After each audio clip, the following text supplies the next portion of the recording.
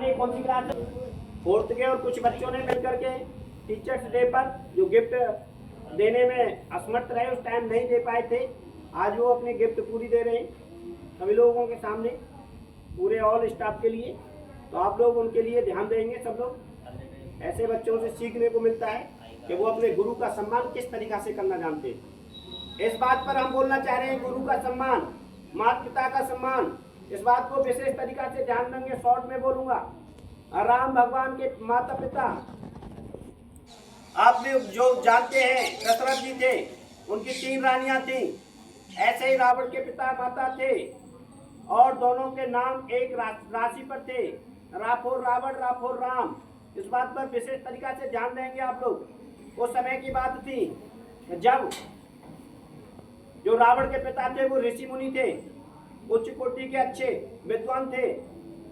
उनकी माता थी वो उस तरीका से जो राक्षस प्रवृत्ति के जो लक्षण होते हैं उस तरीका से थी। तो दोनों माता पिता के गुण अवगुणों को पहचानने की कोशिश करेंगे आप लोग। अब चलते हैं राम भगवान की तरफ। जब रावण अपने माता पिताजी कहते थे बेटा भजन करो, अच्छा काम करो, अच्छा ध्यान दो सारी चीजों को लिए, मगर रावण नहीं मानते थे। वो अपनी माता का कहना मानते थे कि जो माता कहती थी कि ऐसे बनो तो ऐसा ही काम करते थे। लोभ लालच वाली और झूठ साँच वाली, वो पिता का कहना नहीं मानते थे। तो वो रावण बन गए, अत्याचारी हो गए, और वो एक असुरों के राजा हो गए। इसी प्रकार से अब राम प्रवृत्ति के लक्षणों पर चलते हैं भगवान के पे। जब उन्होंने उस टाइम पर सब लोगों ने अयोध्या में जो राजा बनने की घोषणा हुई थी कि कल राज सिंहासन पर राज तिलक होगा राम भगवान को, जब राम राजा के तौर पर थे, वो समय की बात थी, तो तब लोगों को पता नहीं थी कि कल क्या हो जाएगा। रात में एक नया समय आया, नया मोड़ आया, नई अड़चनें आई, नई बातें आई, नई बातों की उत्पत्ति हुई। और कई माँ ने राम भगवान के लिए वनवास 14 वर्ष का मांग लिया, और भरत भाई के लिए सिंहासन मांग लिया। माँ रात ही रात में समय बदल गया और टाइम बदल गया।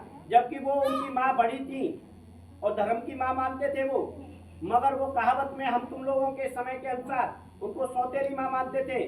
सौतेली माँ के हिसाब से अपनी माँ का जो कहना मानते थे, अपने पिता का जो कहना मानते थे, वही सौतेली माँ का कहना माना। और उन्होंने मान करके वो दशरथ के हिसाब से, दशरथ बहुत बिल्लाए, बहुत बूढ़े राजा, मगर नहीं, उन्होंने 14 वर्ष का वनवास स्वीकार कर लिया और अपना राज तिलक त्याग दिया। ठीक है माता, मैं जाता हूँ, तैयारी करता हूँ।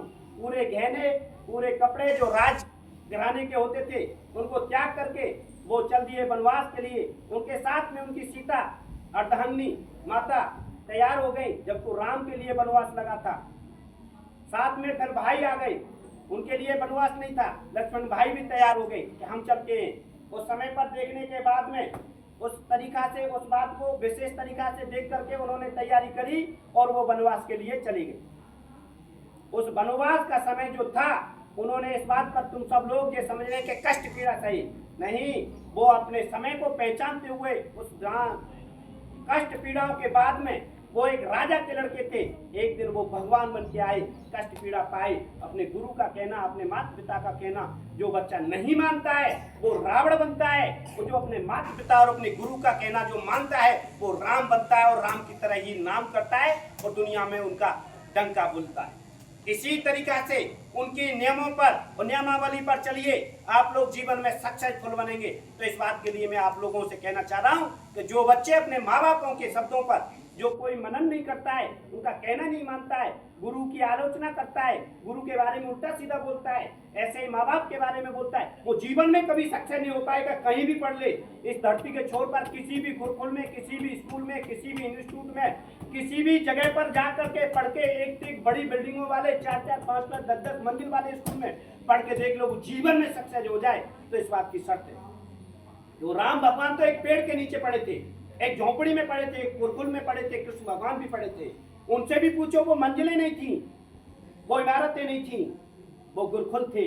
श्री ऋषि मुनियों के उनके ज्ञान से उनकी उत्पत्ति हुई। जीवन के नाम को बढ़ाने के लिए उन्होंने ज्ञान दिया था। आप लोग आज ज्ञान ले रहे हैं तो किसके लिए ले रहे हैं? सिर्फ अपने जीवन को बनाने के लिए, पैसा कमाने के लिए, नाम के लिए नहीं, काम के लिए नहीं, सिर्फ अपने आप को यूज करने वाले काम के लिए ले रहे हैं।